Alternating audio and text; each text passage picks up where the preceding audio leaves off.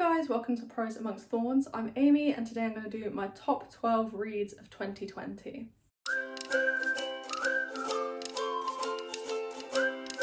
So I have tried to put these in an order, but that order will change depending on my mood, what day it is, when I read the books. So even though all these books are amazing, don't focus too much on where they are in my rankings because, like I said, that will literally change in 5 minutes time. So I'm going to do them from 12 to 1, so we'll work down to the top book. So at the bottom of my list on number 12 is the Northern Lights series. So I actually read these as a kid, but I don't know if I ever read past the first book because I couldn't remember anything that happened in book 2 or 3. And I just really loved reading these series again. And it was just a really lovely time. Like, we had a foster cat that we named Lyra. And it was just a really nice book to read through. It was just before the BBC adaptation came out. And it was just, yeah, a really magical book. And especially with everything that's gone on this year, this was such a perfect book to escape into their magical world. It's definitely a good book if you're into YA, magical, sort of alternate realities with, you know, love and drama. It's got everything in it, really, everything you could ever want. So these are a brilliant book and I can't wait to start on the second part of this series. Number 11 is Bridge of Clay by Markus Zusak. So this is one of the earliest books I read. I think it might have been my first book of 2020. I read it in January and it is absolutely amazing. This book, at the beginning it was really confusing and I didn't know what was happening. And I stuck with it, and by the end I was in tears. Like, this book is really heartwarming and emotional, and it's just everything you could want. It's made me realise that I just love Markus Zusak's style. Like, it's not written in the same way as The Book Thief. It is obviously a different book, but it's got that same heart to it where it just makes you cry and you get so attached to the characters. If you're looking for something a little bit different and something that will make you cry, this is a book to go for. It's just so lovely. Number 10 is The Gravity of Us by Phil Stamper. This book is so brilliant. So I actually got it as a gift for my birthday and I've recommended it to so many people. This book is about the NASA program, so it's got this lovely background of space and exploration and just sciencey stuff, but really you're focusing on Cal and Leon. Cal is he wants to be a journalist and Leon doesn't really know what he wants to do. He's just following in the footsteps of his astronaut wannabe dad. What I loved about this book is even though the main characters are gay, that's not the driving force behind the plot, which I find really frustrating as a gay person, to constantly read books where all representation is, oh my god, they're gay. Like, that's the whole plot of them coming to terms with it. And this book just gives you two beautifully gay characters who are just going about their life like normal LGBT people do. I can see myself in the book without, you know, just feeling like I see myself in their struggle. So yeah, if you're into sort of LGBT romancy type books, this is definitely one to check out. It's brilliant and I highly recommend it, and like I said, I adored this. In number 9 is The Priory of the Orange Tree. So I haven't actually finished this book yet, but it's still in my top 10. So I'm 598 pages in, so I'm nearly there. I've got about 200 pages left, and this book so far has been incredible. Just like with The Gravity of Us, it gives you some queer characters who are just queer. That's just like, it's just there and there's no fuss made about it and nobody challenges them. And this is just a brilliantly crafted fantasy world. It really is like an LGBT Lord of the Rings. I just loved it. There's dragons, there's magic, there's drama, there's a lot of drama, and it's just a fantastic book. I think I saw some people say it was a bit of a slow read. I have not found that. Considering that this book is so long, I feel like I've only read like 200 pages and yet I'm nearly at the end. So you will lose yourself in this book. So I would definitely say this is another one of those books that if you like LGBT rep but you don't want the whole book to be about being LGBT, this is the book for you. So number 8 is How Much of These Hills is Gold. So this was on the Booker long list, I think. I don't think it made the short list, but in my opinion, it should have done. This book is incredible. I cannot emphasize that enough. So it's a historical fiction, but it kind of has queer representation because it has a character who is trans. The way that character is presented and the way their story and their narrative is explored is so beautifully done. Like, it clearly takes into consideration how transgender people would have presented in historical time. This is looking sort of post gold rush or towards the end of the gold rush, and it's following the story of Chinese immigrants and their children. And it's about the two siblings going about their life trying to survive in a very, very harsh world. I think this book is beautiful. I absolutely loved it. The way it explores the trans representation is really nuanced and just something I really found so interesting because it's just something I'd never considered. Obviously, trans people existed in the past, and how would they have gone about their life? How would they have presented themselves? How would they have transitioned without medical advancements that we have now? So this gives you a really good sort of idea as to how that happened. It's a really interesting examination of Chinese immigrants' experience in the American West post-Gold Rush, which is a bit of a mouthful. And as someone who isn't usually into historical fiction, the fact that this is number 8 on my list is pretty amazing. Like, it's a really good book. So definitely highly recommend this one. How Much of These Hills is Gold by C-Pam Zhang. So at number 7 is Shark Dialogues by Kiana Davenport. I read this one for my master's, so I did an MRes in Humanities and Social Sciences where I did specifically Pacific Studies, but I am going to make a video on that, so I'm not going to say too much more about it. But this book had to feature in my top 12 because it's just amazing. So it's written by a Hawaiian author about Native Hawaiians' experiences back when America colonized Hawaii, and it spans quite a time period. You end up going back in time and you follow through the genealogy of one family. It's magical realism or mythical realism, which again, this is going to be turned into a whole video of its own, but it presents mythical things, so things that happen in Hawaiian mythology as reality. And obviously you've got to be careful when you're doing that.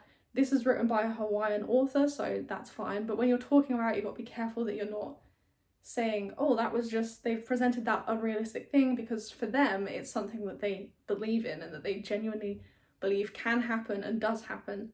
It can be a little hard to get hold of a copy of Shark Dialogues. However, I highly recommend searching it out. At number 6 is Stephen Fry's Mythos. Honestly, I'm surprised this isn't in the top 5 because I loved it so much. It was tough for me, and it was between this and Circe, even just making it into my top 12. The reason this beat out Circe for me is because this is a collection of short stories almost. It's a retelling of many myths, and it's done in such a way that I think only Stephen Fry could pull it off. Like, it's just so exquisitely presented to you, and it just kind of makes sense. I don't know how else to describe it, but I came away from this learning so much more about mythology, where words have come from even that I didn't realise stemmed from sort of Greek myths and legends, and I found that just amazing. And constantly I'd be saying to my girlfriend, oh my god, did you know that this word comes from this, and because that person got turned into a swan, or whatever that story happened to be about. And I cannot wait to read the other 2 in the series because I think Stephen Fry is an absolute treasure and he can do no wrong, and I'm so glad that this delivered on my expectations. Mythos is definitely a high recommendation for me as a lover of Greek mythology. Number 5 is a really fantastic book. So this is 9 Elms. This one is here alongside Shadow Sands, which I don't have a physical copy of, but Robert is writing a series about a kind of detective. Her name is Kate Marshall. She was a detective, but she was nearly the final victim of a serial killer, and she ended up leaving the police force and becoming a lecturer instead. Certain things happen and she ends up back investigating, but not as a detective, almost as a private investigator. She does this alongside her research assistant Tristan, who is an absolute gem. And what I loved about this series is the way it's written. It is so respectful to women, and you don't find many books written by men that are crime books that don't say she walked breastily into the room. Kate Marshall is not described in a objectifying light. She just is. But it's definitely not talking to you about how she filled her clothes, and it's not about her constantly having sex, which really winds me up in all of these crime books. He beat all my expectations. We have a flawed protagonist in Kate. She is a recovering alcoholic, and her struggles are not just dropped in as a plot point, they are throughout both books, and she continues to struggle with them, and it's not a part of the story other than it's just part of who she is. And I love that about how Robert has written these books. But if you also like crime and you want something a little bit different and maybe something that doesn't treat women like objects, and you just want a book about a really strong character who is just going about her life and trying to succeed and be a good mother, then this is the book for you. At number 4 is Forget Me Not, which I constantly called Forced to Forget, which is the second book in the series. I've not read the second one yet, and this was sent to me by the author, so by Melissa Morgan, who is absolutely the sweetest person on Bookstagram, and I adore her. So definitely check her out. But this book is so amazing. I said it before, I'm not really a romance reader, and I talked about this in my first video, but I love this book. It's just so good, and it makes you feel all the feels, and it's just amazing. It's like you're reading a book about people you already know, and by the end of the book you're sad to see them go. So I'm so excited for the second book. So I'm gonna absolutely butcher this synopsis, I guess, but I'm gonna try it anyway. So Lizzie makes a wish that her and Charles didn't get together, and miraculously it happens. And it's all about how she remembers everything and nobody else really does. And it's about what could have happened. It's an amazing book, and you're there screaming at the characters to just understand where she's coming from. And it's funny as well. The book made me laugh out loud. It made me shed a few tears. It's amazing. So definitely, if you're a fan of romance, or even if you're not and you want to maybe push your boundaries this year, this is a romance book to give a go. I'm not a romance reader, and this one got me. It got me good, and I'm addicted to it. Definitely check out Forget Me Not by Melissa Morgan. Number 3 is a bit of a weird one. It's Spell of the Sensuous by David Abrams. This is actually an academic text, so it's not really something you sit down and just read, but it is so amazing.